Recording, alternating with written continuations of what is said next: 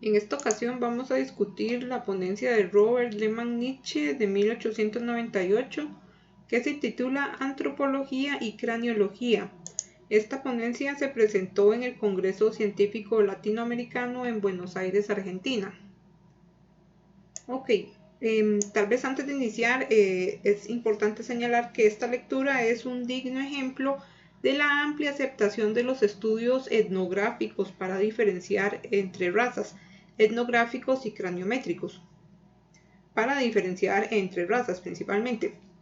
Si bien esto en muchas ocasiones condujo a argumentaciones sobre superioridad de razas, quiero rescatar un comentario de Díaz Andreu, que fue una de las fuentes que utilicé para realizar los contenidos de las presentaciones de la unidad 4. Ella nos comenta que este tipo de enfoques eran tan comúnmente aceptados como para muchos de nosotros serían los estudios de cambio climático hoy en día. Entonces tenemos que entender que estos temas fueron desarrollados por una cuestión de aceptación e interés científico. Inclusive podemos ver que en el caso de Lehmann Nietzsche, él no era partidario de la superioridad de razas. Esto podemos verlo principalmente en la página 127.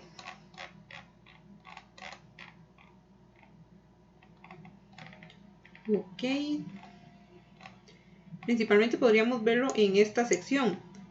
Él nos dice que empecemos leyendo desde acá. También la opinión se ha generalizado de que las tribus humanas inferiores se aproximan a las especies de mamíferos superiores por una eridicidad legítima directa, por una evolución sucesiva trazada en una corriente continua tras la naturaleza orgánica. Tan equivocadas son estas doctrinas como inseguras de sus bases.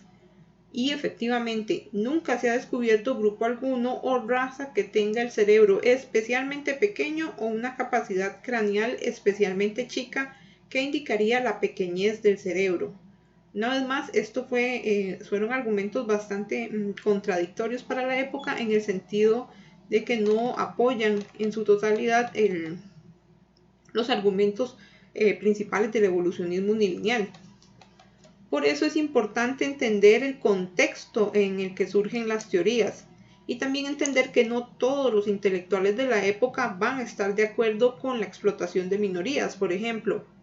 Pero ciertamente, como hemos visto en las presentaciones, las investigaciones evolucionistas quedaron como anillo al dedo para justificar la colonización y la discriminación por parte de estados europeos hacia otros grupos, por ejemplo, hacia otros grupos fuera de Europa, como los americanos, asiáticos, africanos, etc. Y esto también, mucho de esto también fue reforzado por investigadores que sí creyeron y sí difundieron estas ideas de superioridad, tal y como lo vimos en las presentaciones para los casos de Galton y Spencer. Tal vez lo importante también de comentar es que lo interesante del estudio del evolucionismo cultural y muchas otras teorías que vamos a ver es reflexionar respecto a nuestra actualidad, a nuestra realidad.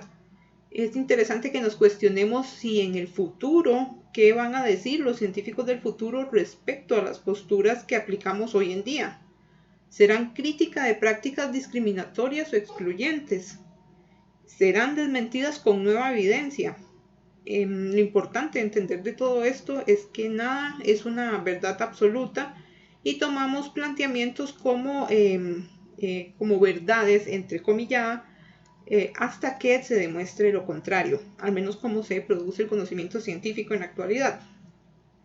Y por lo tanto tenemos que ser conscientes de que en cualquier momento otro tipo de datos va a sustentar otro tipo de argumentos.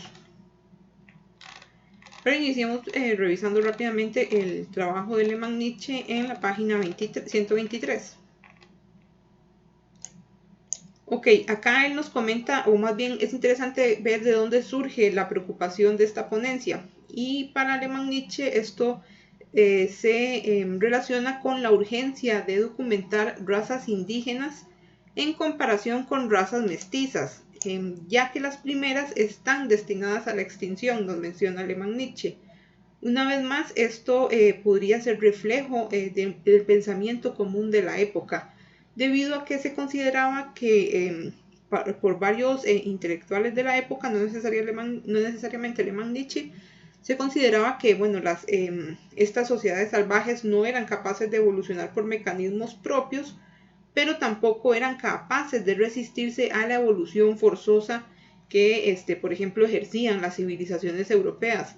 Y todo esto vamos a ver que fue potenciado, la evolución de sociedades salvajes sería potenciado, según los intelectuales de la época, por la difusión de tecnologías e ideas, que principalmente se daría a medida que interactuaban las sociedades civilizadas con las salvajes. Si vemos esta ponencia, vemos que Lehmann-Nietzsche reconoce que esta extinción también es resultado de las prácticas destructivas pseudo-civilizadoras, nos menciona, de la colonización. De manera que sería tarea de la antropología suramericana registrar etnográficamente a las poblaciones que aún estén vivas. Y si nos movemos a la página 125,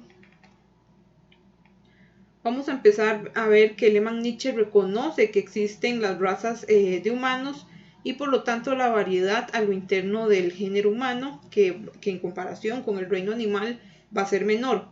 Sin embargo, esta variedad igualmente merece ser estudiada de manera comparativa, donde se vaya insistiendo sobre las diferencias de razas.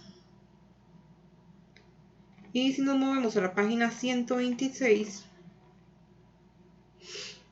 vamos a ver que en ausencia de personas vivas, las razas desaparecidas se pueden estudiar a partir de los restos óseos, principalmente de los cráneos. Vemos aquí este comentario de Lehmann-Nietzsche. Él nos dice: todo esto sería muy precioso tratándose de personas vivas. Estudiar a partir de restos óseos o de cráneos. Él nos menciona que todo esto sería muy precioso tratándose de personas vivas. Pero de los pueblos anteriores desaparecidos, ¿qué es lo que nos queda? El sistema óseo nada más. Sobre hallazgos en esqueletos se basan entonces los dos problemas principales de la antropología. Esto principalmente, como les mencionaba, no solo para estudios de craniométricos, sino de diferencias raciales, más bien. El problema de estudiar sociedades antiguas es que no hay, que el único trozo de evidencia o la única evidencia que se tiene son pues los restos óseos de estas sociedades, pero que de igual manera pueden estudiarse. Y si nos movemos a la página 130, vamos a ver. Aquí pues vamos viendo cómo, o más bien lo interesante de ir notando o de ir entendiendo es que usualmente el cráneo va a ser vehículo para el estudio del cerebro y su desarrollo, así como también va a ser considerada una variable de diferenciación entre razas. Es decir, que las variedades del género humano se pueden determinar a partir de características físicas o anatómicas.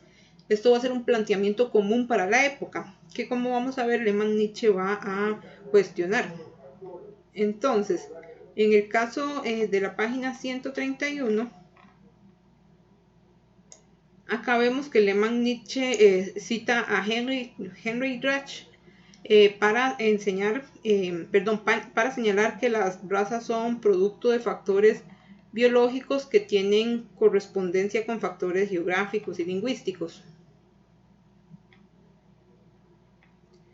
Pero si nos movemos a la página 133,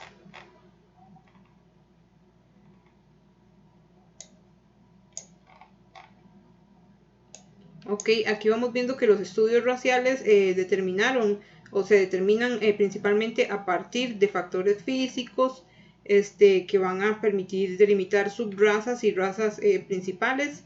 Nos menciona algunas categorías, por ejemplo, a nivel de razas africanas: nigrítica, mongólica, americana, malaya polinésica. Bueno, esto lo va mencionando en realidad a lo largo de todo el texto, no necesariamente acá. Y para esto, Lehmann-Nietzsche nos menciona que él sugiere, además de los estudios craniométricos, deben incluirse con mayor fuerza otros factores, como lo serían los factores a nivel geográfico y también a nivel lingüístico. Todo esto vamos a ver en la página 135, que el autor, el ponente nos señala que los estudios craniométricos no son concluyentes o exclusivos para determinar las diferencias raciales. Por el contrario, deben complementarse con factores biológicos, geográficos y lingüísticos, todos a la vez. Y por último, o para cerrar el trabajo de Lehmann-Nietzsche, vemos en la página 140 cómo el trabajo que nos presenta es una crítica general a la falta de rigurosidad científica, pues se considera que los estudios raciales se basan principalmente en craniometrías, pero descuidan otros elementos importantes para caracterizar las razas humanas, como los factores biológicos, como otros factores biológicos y también factores geográficos y lingüísticos. Vemos también interesante notar del trabajo de Lehmann-Nietzsche es que a pesar de que el concepto de razas humanas actualmente no es válido y no se utiliza principalmente porque no hay evidencia genética que respalde una diferenciación a nivel racial de los humanos, es interesante ver el trabajo que nos presenta Lehmann-Nietzsche como una crítica respecto a la falta de rigurosidad científica para diferenciar las razas. Y esto va a ser un buen ejemplo del enfoque positivista que se quería alcanzar en la época para finales del siglo XIX, inicios del siglo XX, muy de la mano también en el formato en que la arqueología desarrollaba sus investigaciones, con un formato muy parecido al de las ciencias naturales. Esto es un buen ejemplo de cómo el trabajo que Lehmann-Nietzsche quiere desarrollar tiene que ser más riguroso, más del área de las ciencias naturales. Vamos a ver entonces que en el caso de Lehmann-Nietzsche, pues lo que busca es sistematizar la evidencia y las comparaciones entre razas humanas a partir de estudios multidisciplinarios principalmente.